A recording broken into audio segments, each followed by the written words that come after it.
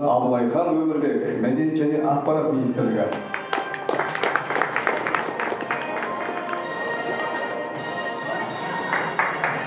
Қошемет көрсетілген жеңімпаз жүлдегерлерге құрметті спорт сыйлығы.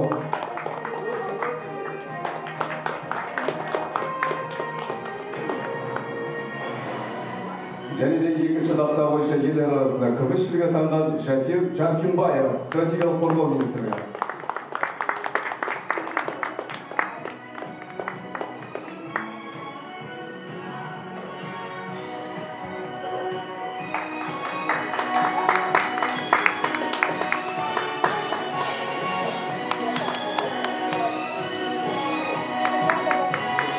Екінші дата бойынша жеңімпаз атанған Серікжан Сейтеш, Қазақстан Республикасының қорғаныс министрлігі.